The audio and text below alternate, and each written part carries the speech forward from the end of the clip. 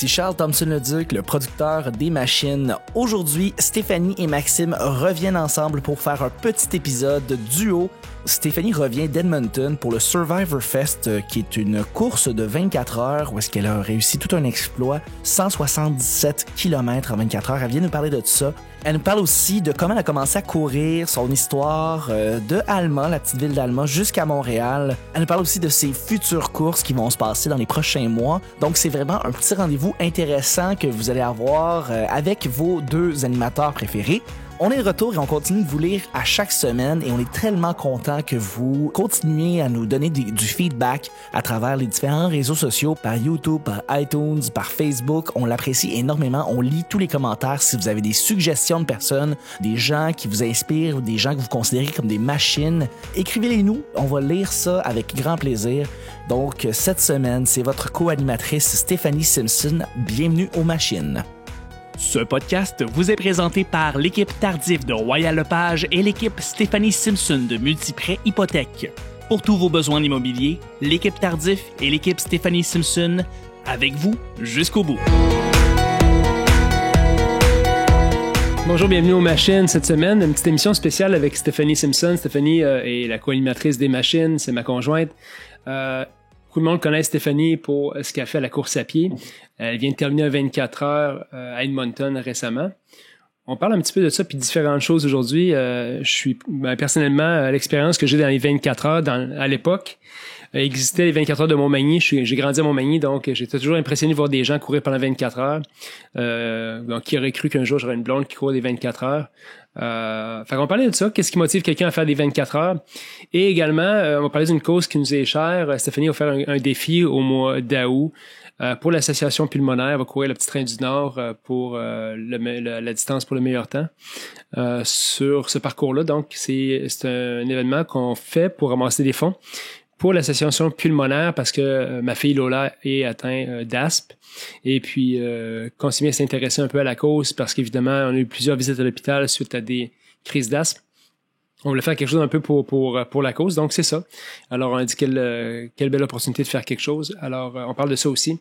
Alors, Stéphanie est de retour depuis hier d'Edmonton. Elle a les deux pieds dans le vinaigre présentement pour essayer de pas prendre d'infection suite à sa course. Stéphanie, merci de nous parler. Stéphanie, c'est une fille discrète en passant. Elle veut pas parler beaucoup de ses choses personnelles, mais on va essayer de lui faire parler pourquoi elle fait ça, ces courses-là, et qu'est-ce qu'elle motive et qu'est-ce qu'elle retrouve là-dedans. Donc, merci Stéphanie d'être là. Merci. Et de te laisser questionner. Une fille de peu de mots. Ouais, c'est ça. C'est peu de mots. Alors, Stéphanie, dis-nous, comment ça a commencé à faire des courses de longue distance comme ça? Ça a commencé après avoir eu Charles. En 2015, c'est mon amie Élise Gelé qui m'avait parlé du MRSQ. Elle m'a dit « Ah, viens faire le 50 ». Puis finalement, je dis « Ah, pourquoi pas ?» Puis je me rappelle, j'étais partie trop vite. J'avais aucune idée dans quoi je m'embarquais. Puis j'avais dit « Après, plus jamais ». Pour finalement, après, faire un 80. Puis après ça, toutes les distances qui sont venues au fil des années là, par la suite. Qu'est-ce qui motive quelqu'un à faire des courses de longue distance comme ça? Parce que tu vois, tu m'as envoyé une photo en fin de semaine de ton chandail, qui avait une quote de Drew Barrymore qui parle de que nos blessures sont souvent nos plus grands atouts dans la vie. Y a-t-il quelque chose de vrai pour toi là-dedans quand tu regardes ça? Qu'est-ce que j'aime des courses de longue distance, c'est que c'est une course contre toi-même. Tu sais, au-delà des participants, c'est vraiment c'est ta propre course, c'est ta propre gestion de course. Puis une course d'endurance, c'est beaucoup une gestion, dans le fond, des... Tu sais, il va y avoir plein de problèmes, il va y avoir des trucs que tu peux pas contrôler, tu vas avoir des erreurs, tu vas faire des erreurs. Puis c'est vraiment ta capacité de t'adapter par rapport à tout ça, c'est ce que je trouve qui est assez intéressant. Puis je trouve que c'est un peu comme la vie, la vraie vie. Fait que tu fais un parallèle de ça entre ça puis la vie, dans le fond, que c'est comme mettre la vie dans 24 heures ou dans une distance, puis de ta capacité à gérer, parce que comment on gère une course d'endurance, c'est généralement comment on l'adresse aussi le reste de notre vie, hein. Est-ce que c'est un peu ça? Ben ouais, je trouve que ça vient que tu es capable de voir les choses d'une autre perspective, puis un temps de réaction un peu plus rapide, là. Mm-hmm. Puis tu t'apprends, veux pas, à te connaître, passer autant d'heures avec soi-même, tu finis par te connaître très bien. Là. Pour les gens qui te connaissent pas à l'extérieur de la course, Stéphanie, parle-nous donc un petit peu de toi, puis je vais te demander d'être assez détaillé, pas faire ça en 2 mots et demi, là. En 3 mots, où t'as grandi, qu'est-ce que t'as fait, qu'est-ce qui t'amène à Montréal, tout ça. Tout ça? Ouais. Alors, on va essayer de faire au moins 1 minute là-dessus. Bon. Je suis née à Alma, ce qui est quand même... j'apprends des choses. Oui, je le savais, c'est marqué sur mon passeport. T'as déjà même ri de moi à cause de ça. Mon père, je crois qu'il avait un contrat. Mon père était avocat, il avait un contrat là-bas, mais je pense que vers l'âge de 2 ans, on est déménagé à Québec. Grandi à Cap-Rouge, Saint-Augustin.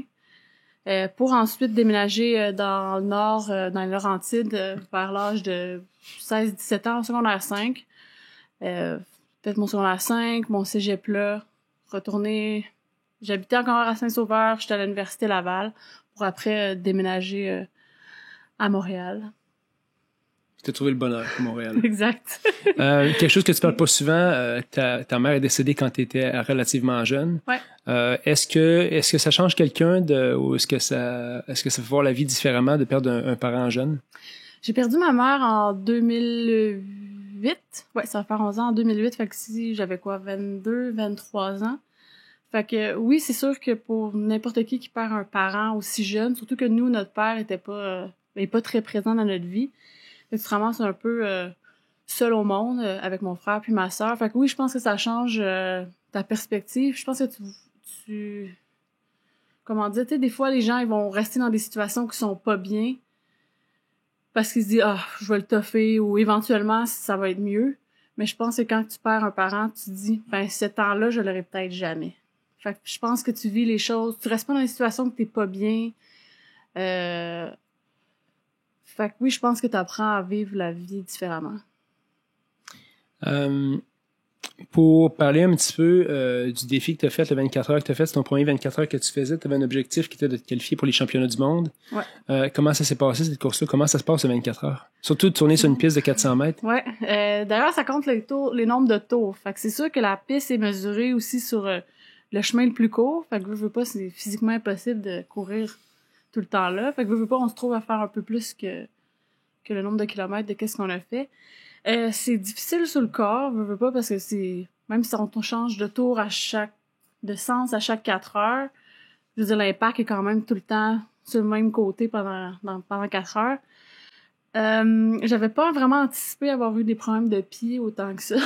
Fait que, je pense que ça a été mon plus grand défi. Au-delà que la veille, j'avais très mal au dos. Je pense que je m'en ai quand même très bien sortie, là, malgré les problèmes de pied. Là. Comment ça se passe 24 heures? Par quoi t'as passé comme émotion si tu nous amènes un peu au fil de ta course? C'est sûr que les premières heures, c'est comme, je veux dire, c'est comme assez facile. J'ai jamais eu non plus de passage, pourquoi je fais ça, je veux plus faire ça, ça me tente plus. Ça, c'était comme, j'étais vraiment mindée psychologiquement. Ça va être 24 heures, c'est ça l'objectif. Fait que j'ai pas eu à me battre contre ça. Fait que ça, c'est sûr que ça l'aide, là. Fait que j'ai eu vraiment juste à faire avec la pluie, le froid, les pieds, la fatigue. La fatigue, surtout qu'il y avait quand même, peut-être pas beaucoup, là, mais 2 heures de décalage, ça paraît quand même, là. Fait que la nuit a été difficile. Mais c'est quoi, on s'est parlé, il me restait quoi? Peut-être 6 heures. Puis là, on a refait le calcul. Et c'est quoi, 9 minutes, je pense, que ça me prenait au kilomètre pour y arriver. Quand ça fait 18 heures que tu cours, 24 heures que t'as pas dormi, c'était quand même un bon mandat. Mais là, je me suis dit, je suis pas venue ici pour rien. Si proche du but. J'ai pas vraiment envie de le refaire tout de suite. Fait que j'ai changé un peu le mindset, puis j'ai dit go. Fait que finalement, j'ai réussi à passer, je pense, il restait quoi, 35 minutes? Fait que ça, j'étais très contente. Fait que l'objectif est atteint.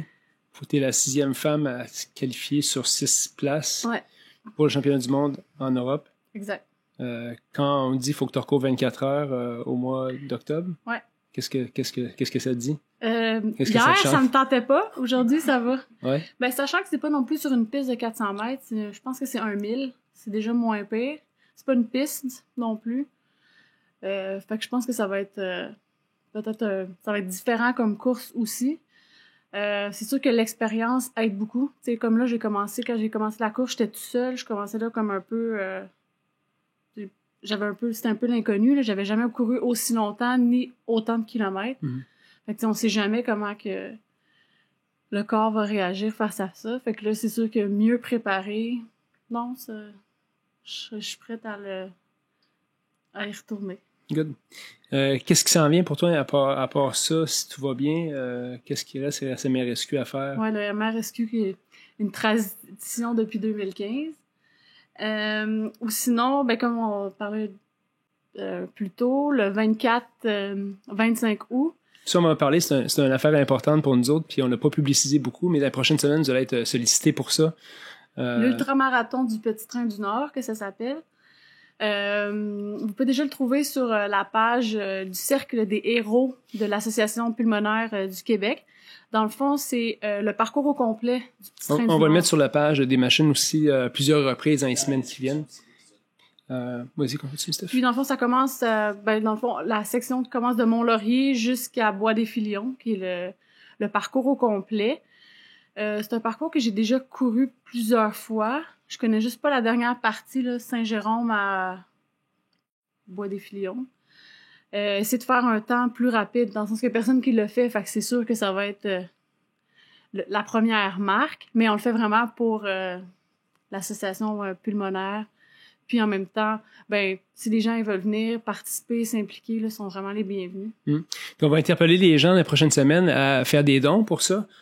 Aussi, on va interpeller des gens qui vivent avec l'asthme, autant adultes qu'enfants, à faire une petite vidéo sur comment, à leur façon, eux, ils combattent la maladie ou la condition qu'ils ont.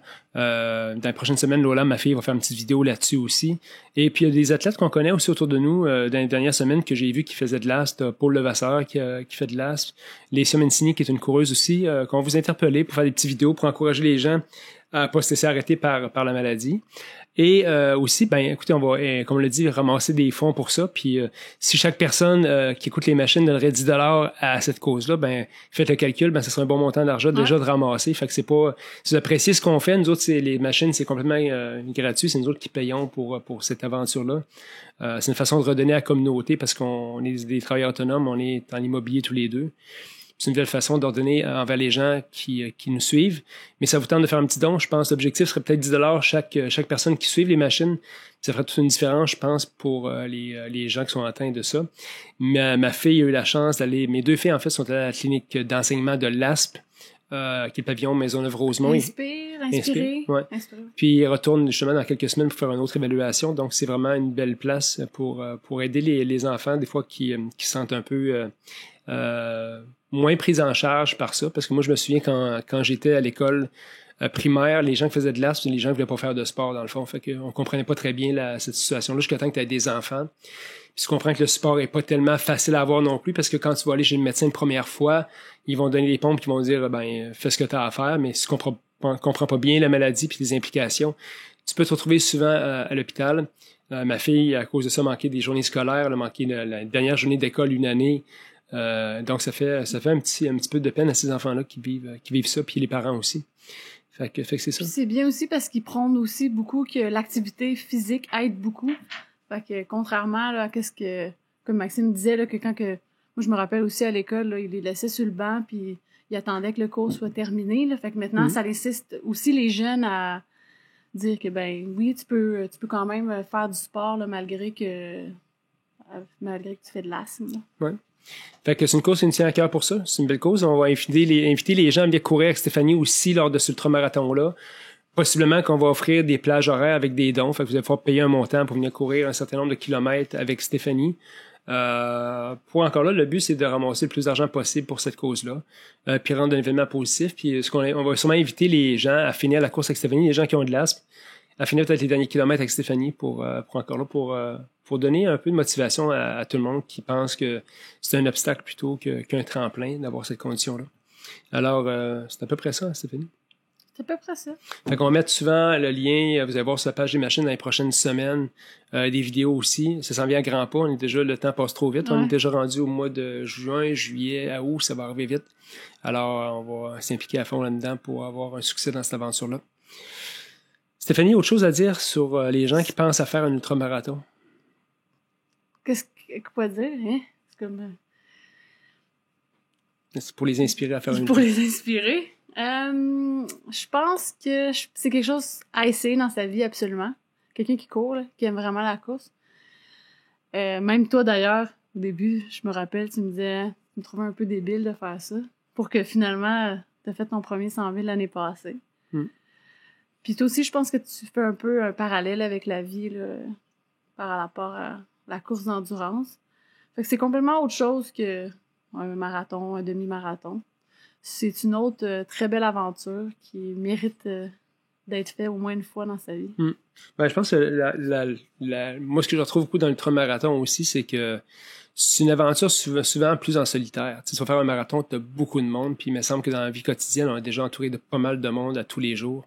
Fait que c'est un peu te retrouver tout seul avec toi-même, puis pas avoir à rendre de compte à personne à part envers toi, parce que faut que tu traînes jusqu'à la ligne d'arrivée, là, même si ça fait mal un bout de temps. Là. Fait que ça, merci Stéphanie d'inspirer beaucoup de monde autour de toi, parce que quand tu mets des posts sur Facebook sur tes courses, ben il y a plein de monde qui te suivent, puis qui te félicite, puis qui t'encourage. Merci d'ailleurs, c'est toujours apprécié. Et puis longue vie à ta vie d'athlète, à notre vie de couple, on le souhaite. Et à mes pieds. Fait que merci les machines, puis oubliez pas d'aller faire un petit don, on va mettre le lien, sera super apprécié. Comme on dit souvent, on ne demande rien pour ce qu'on fait, on donne du contenu gratuitement. Puis si vous avez une manière que vous aimeriez donner, ben ça, c'est la meilleure façon, ce serait de contribuer à cet événement-là. Alors merci 1000 fois, passez une très bonne semaine, puis on se parle la semaine prochaine. Bye bye. Merci. Ce podcast vous a été présenté par l'équipe Tardif de Royal Lepage et l'équipe Stéphanie Simpson de Multiprêt Hypothèque. Pour tous vos besoins immobiliers, l'équipe Tardif et l'équipe Stéphanie Simpson, avec vous jusqu'au bout.